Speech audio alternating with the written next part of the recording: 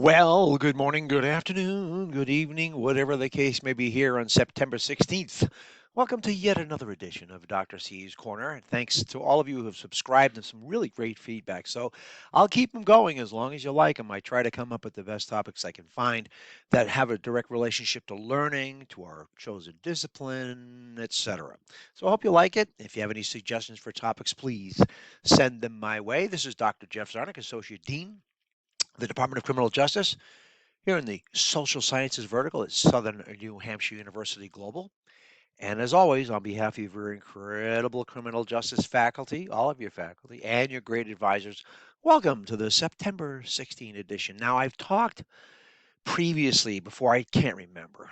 We've been doing these since the beginning of this pandemic some time ago. And I don't know about you, but it's easy enough to lose track of time. But nonetheless, we're going to talk a little bit more about emotional intelligence. And this comes from the guru of emotional intelligence. He's written some great books and articles, and his name is Dr. Travis Bradberry. You may have heard of him. He wrote Emotional Intelligence 2.0, etc. And so I profess not to know everything. So I find this completely interesting because a lot of people don't know how important EI is, emotional intelligence, to their work, especially in the problem solving profession, right? So, anyway, decades of research now point to emotional intelligence as being the critical factor, excuse me, that sets star performers apart from the rest of the pack. The connection is so strong that 90% of top performers have high emotional intelligence. The great corporate chieftain Jack Welch said, quote, "No doubt emotional intelligence is more rare than book smarts. But my experience says it's actually more important in the making of a leader. You just can't ignore it. So it's intangible. What does it mean?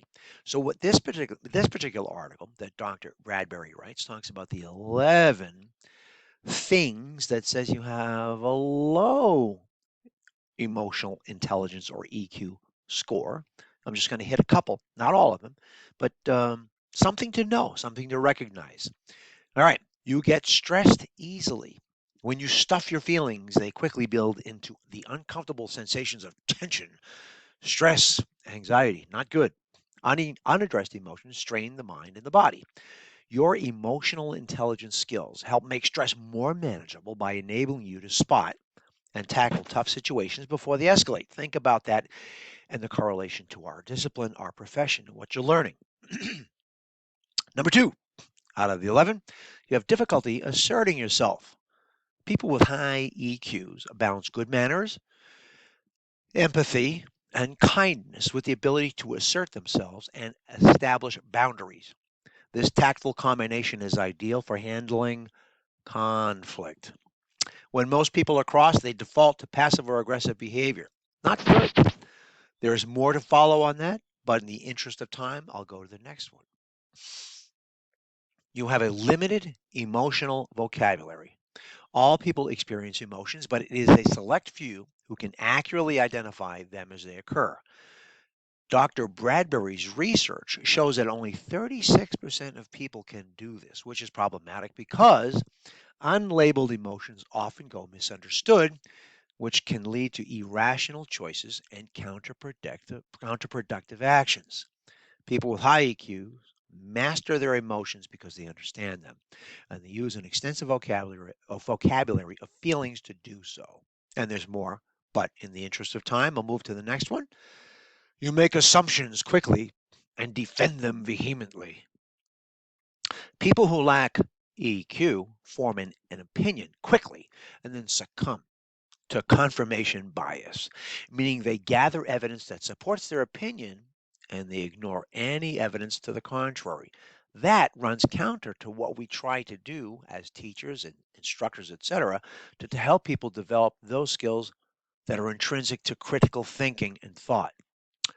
So more often than not, people like this with a low EQ, they argue ad nauseum to support their position. There are more. So I'm going to go part two in a week or so on the 11 flaws, the 11 issues as it relates to emotional intelligence. I hope you find this helpful. Please connect with me anytime if you need any This is my great Dane driving me crazy. Anytime you need any help, we are here to support you. So, once again, on behalf of your great faculty and your incredible advising staff, this is Dr. Jeff Zarnik here with another edition of Dr. C's Corner. Have a wonderful week. Thank you.